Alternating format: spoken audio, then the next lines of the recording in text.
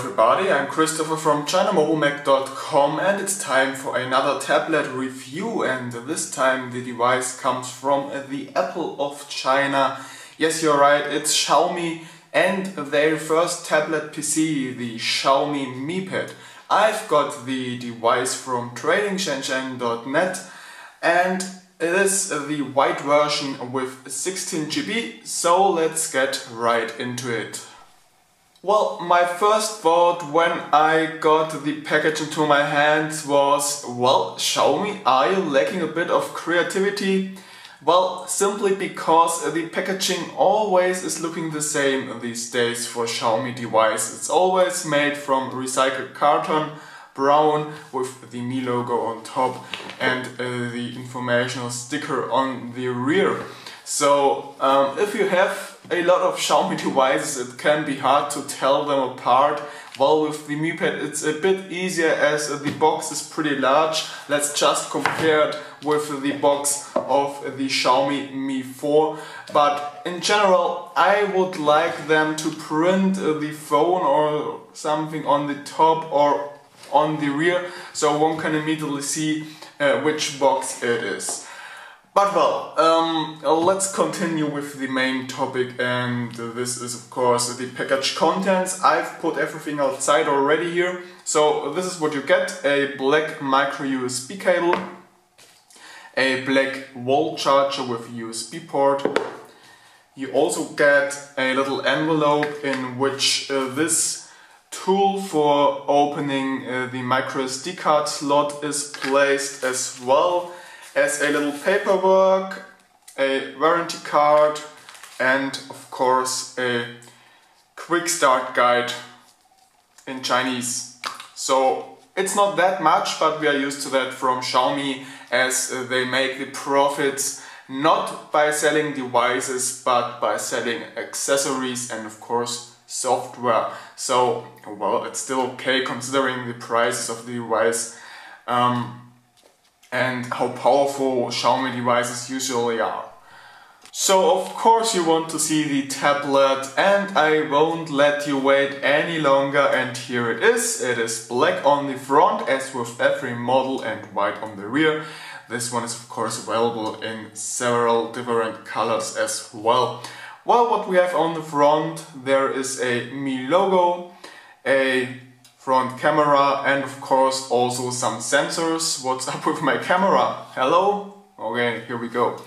And on the bottom you can't see them right now, but there are 3 soft touch buttons, one for multitasking, one for home and one for back. Back illuminated of course, that's why you can't see them right now. And above the home button there also is a small status LED for notifications and charging indication. So that's actually pretty neat, and it's something that you can find very rarely on tablet PCs, but still very useful. So I really like that. So on the left side we find the micro SD card tray, which can be opened with the tool I showed you before. On the lower side you see a micro USB port, which of course does support OTG. And then on the right side we see the on-off switch and the volume rocker, and on the top we have a 3.5mm headphone jack. So let's have a look at the rear, and as you can see this is made from polycarbonate. It does not feel cheap at all, surprisingly. The tab is pretty heavy, it has some metal inside for increased stability. But the material is feeling quite good. It's basically the same as the plastic MacBook Pros from the feeling here. Yeah, in terms of feeling. And well, what do we find here? We have a microphone, we have a rear camera, we have another microphone, we have the Mi logo again, and on the very bottom we have stereo speakers for multimedia playback. So not that much. It's a pretty clean design, but it looks really nice and the build quality is very high, which I do appreciate. So let's have a closer look at the screen now, and I am pretty surprised by how good the screen is. Let me first tell you, this is an OGS panel, and this is something you find not very often with Chinese tablets, especially in the lower price ranges. And well, when the OGS thing came up, I didn't really think that I would ever want to have that. But now I'm using more and more devices with OGS panels, and I really have to say that you definitely notice a difference in terms of image quality, in terms of sharpness, and also in terms of reflections and viewing angles, especially when using a device with OGS under direct sunlight. You will see a lot more than with a device without OGS, because the gap between the panel and the digitizer is creating reflection that make it pretty hard to see anything on the screen. So I really like that here, and of course the brightness is pretty good of this panel and you can use it perfectly outside. And the colors, just look at that, the screen is amazing. The colors are really vivid and crisp, and everything is sharp, and the contrast is very good, reaction times as well. It's just a very good panel, probably even one of the best panels I have ever seen inside a tablet PC. So that's really good stuff that Xiaomi has built into this tablet. So let's have a look at the viewing angles, and you see those are perfect as well. You can see everything from the sides. Brightness of course is going down a little bit, but that's something we are used to, and it's just perfect. There's no change in colors. A really good screen. And what I also like about this one is that the digitizer is working just perfectly fine. Usually you have quite some input lag with those touchscreens, but here you don't. And you see that? Almost no input lag, which is very good, especially when playing games. And what I also like is that the surface of the screen is kind of slippery, so your finger will slide easily on it, making it possible to use the tablet on the table and it won't slide around. Or again, when playing games, this is really from a great advantage, and I really like the digitizer of this tablet. Okay guys, let's talk about performance now, and as you probably already know, the Xiaomi MiPad comes with the Nvidia Tegra K1 CPU, which is a quad-core processor clocked at 2.2 GHz and featuring 192 GPU cores based on the Kepler architecture. So this one really has a lot of power, and the 2 GB of RAM just are a great addition to it. And well, let me tell you, Xiaomi has really done a great job with performance here. The MIUI V5 is optimized perfectly onto the tablet, but still it's MIUI. You won't have to get used to it if you are familiar with this ROM or with other Xiaomi phones. You will just start using it as you are used to, and it's working perfectly smooth, and everything is really snappy, except some apps that aren't quite optimized yet, like the stock browser, which is a bit laggy, but that's nothing too bad because you can install Google Chrome and everything will work snappy when browsing the internet. And what I also noticed is that the RAM management could be improved a bit. Sometimes it is using up too much memory, causing apps running in the background to force close, and well, this isn't that good, especially when you listen to Spotify and browsing the internet. Sometimes Spotify will suddenly close because the RAM is full. Let me just show you that quickly. You see, we have 976 megabytes of RAM available out of this 2 GB, and that's really not that much. I'm sure they will be able to fix that in the future, but yet it is lacking a bit of optimization. But still, the overall performance is really good, as I said, especially in games. You notice the potent GPU inside of there. Everything is running extremely smooth here, and even with intense benchmark tests. Keyword benchmarks, let's look right into that, starting with Antutu. And here the tablet reached 41,180 points, which is a lot, and trust me, those points are real and not like with a all-winner A80T, which reaches over 50k points, yet is not much faster than any chipset we had in 2013. So that's really good what this chipset does. So let's move further with 3D Mark, and of course here the score was also pretty high, though we only got a score in the iStorm Unlimited test, as the other benchmarks have been maxed out, and I show you this here. We reached in the iStorm Unlimited test to 23,525 points, which again is a lot and even more than a Snapdragon 801 is reaching. So let's have a sneak peek in the Wilemo benchmark, and here you can see that we reached 2,361 points in the multi-core test and 1,762 points in the metal test. And lastly, the GFX bench test. I just give you a sneak peek into the table of this one while tell you that the T-Rex and even the Manhattan test ran extremely smooth on this tablet. This is something not even a Snapdragon 801 can do. Well, it can do in the T-Rex test, but the Manhattan test is usually lagging quite a lot on Snapdragon 801 phones. Here it does not lag at all, which is really amazing.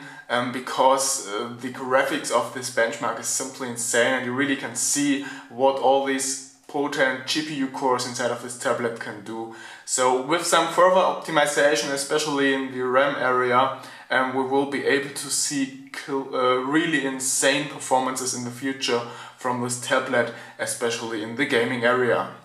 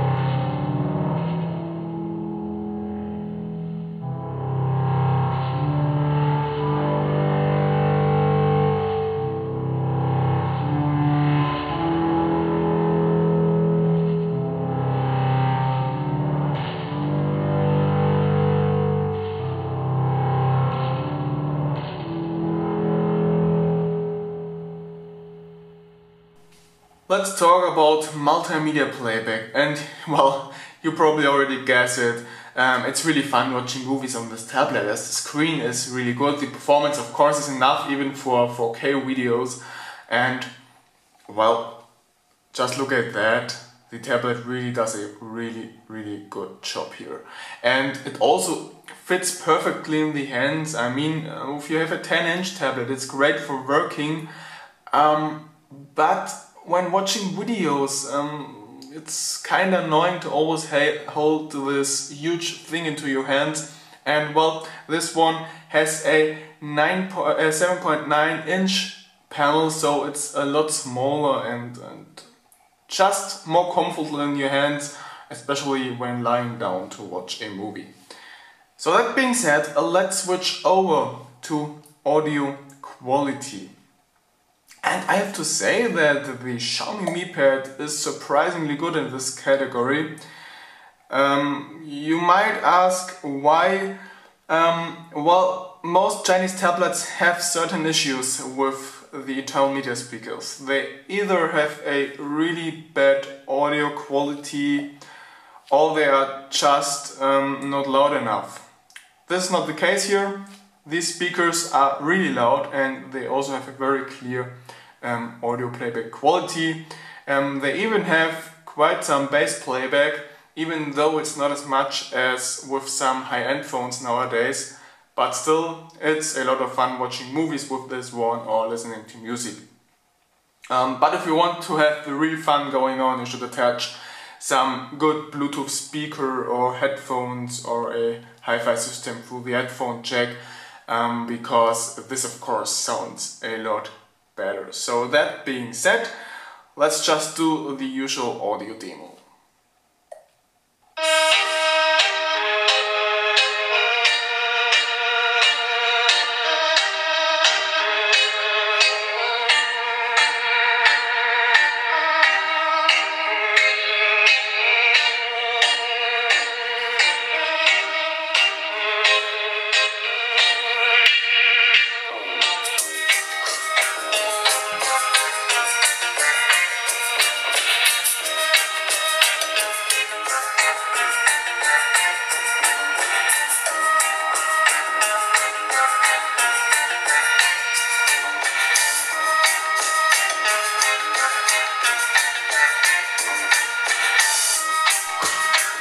Okay, so now it's time to talk about reception quality, and as this is a tablet PC without 3G or GPS, there isn't much to say, to be honest.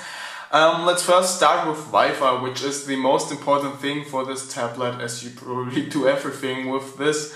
And I have to say that Xiaomi really did a great job with the antenna in here. It's very seldom that devices can reach such a good reception quality here inside this building. In some rooms, especially the kitchen, most devices simply lose the connection or it is getting so slow that you can't really use it anymore. That's absolutely not the case here. I can move through the whole house and won't experience any slowdowns or connection losses. So that's pretty good. The antenna inside of there is pretty good and you probably won't have any issues with this one. And what also did impress me is the Bluetooth reception and sending quality, as this one is really strong. I put the tablet in my office, let some music play through my Bluetooth speaker and started moving through the house, and you won't believe it, I was able to move almost through the entire house without any distortions or signal break-offs, which is insane. Most smartphones don't reach this. To be honest, the only device that ever reached this is my iMac, which also can send the music through Bluetooth through the whole house. So this is probably the first tablet PC or the first mobile device that managed to reach such a good Bluetooth performance, and I mean this range is pretty insane when you consider that Bluetooth was not made for that. Bluetooth usually can only go through 1 or a maximum of 2 walls depending on how the house is built, but that's pretty insane. So, well, in terms of reception quality, in terms of wireless networks, this one really shows a very good performance, and you probably won't have any issues with this one ever. Well, it's a tablet PC, but we still have to talk about the cameras of the Xiaomi MiPad, as it has two of them, one on the rear, one on the front with 5 megapixels, the rear with 8 megapixels and an aperture of f2.0, made from Sony, but please don't expect any amazing image quality just because it's a Sony sensor, because this simply is not the case. The pictures are enough for a tablet for quick random shots, or for taking pictures of something printed, or if you want to remember that or whatever, but don't expect this one to be a good camera for your next vacation. It simply isn't, especially in low light conditions. It simply sucks, and also under daylight the pictures aren't that good in terms of color, in terms of depth of field and so on. So it's a good emergency camera, but nothing more, so don't expect too much from it.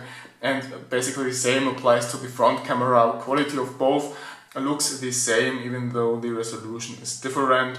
Well, I don't say any more about that, the pictures do the rest, and if you want to see a demo video that has been recorded with the Xiaomi MiPad, please check the YouTube channel of ChinaMobileMag, the one you are watching right now, because there is one in the camera demo playlist.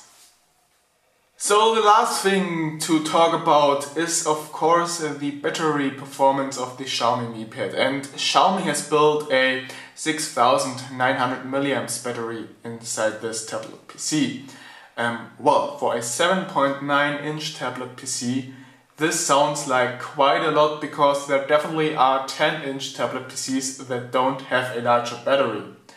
But you have to consider that the Nvidia Tegra K1 really is eating up a lot of power.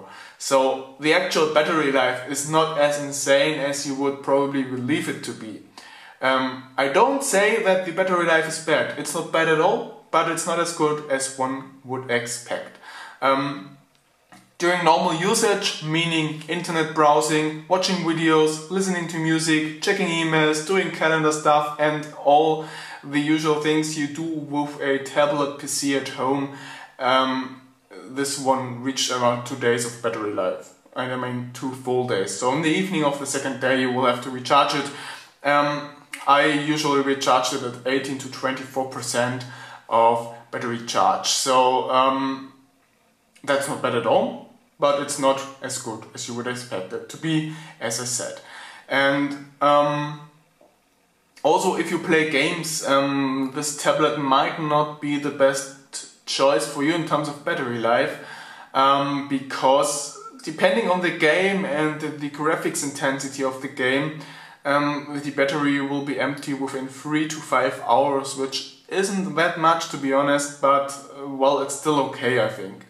And well, if you are at home, it's not that bad if the battery gets empty, because it's recharged within around 2 to 2.5 hours, which is pretty fast in my opinion. And of course you can also use the tablet when it's plugged into the charger.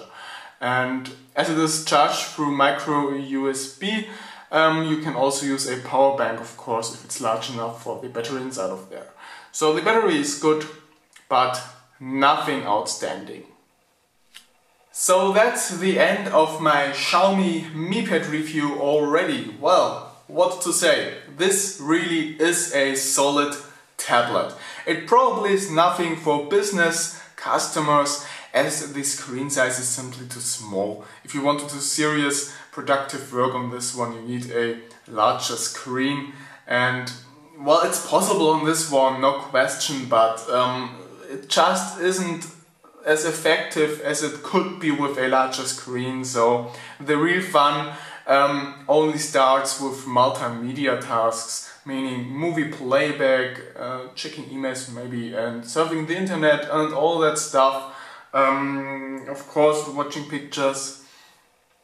This is something the MiPad does a really good job in, and of course also playing games, but this is not really a business tablet, it's an entertainment tablet. well, but it really doesn't have anything that would make it totally bad. The battery life is pretty good, except you're playing heavy games. The screen is simply amazing. It has an amazing reception quality for Wi-Fi and Bluetooth. The performance is simply insane.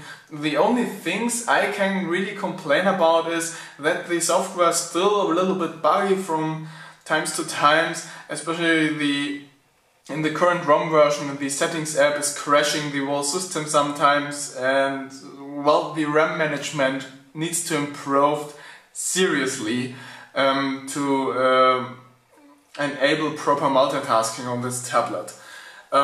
So what should you do? I think you should probably wait until MIUI version 6 gets released in October for these devices, as this will probably fix a lot of bugs, will make it more stable, and of course improves the RAM management. I guess Xiaomi has already noticed these issues, and well, I think there also will be more languages available then. Right now it's only Chinese and English, and even English isn't totally English. There are some Chinese jars every now and then, so that's still a downside. But MIUI v6 will be translated from the community in several languages, so at this time it will be a tablet that is suitable for international customers as well, if you want to use your mother language with this tablet PC. And of course I have to say that the pricing of this tablet is insane. I mean, 240 bucks for such a potent tablet PC is basically nothing, and it's really a good deal, but in the end you have decided if you want to purchase this or not. So, well, that's about my review. I say thank you for watching this video. I hope you liked it. If you did, please leave a thumbs up, maybe a comment, and I would also like to have some more subscriptions to the channel, of course. So again, thanks for watching, bye, and see you soon with new reviews.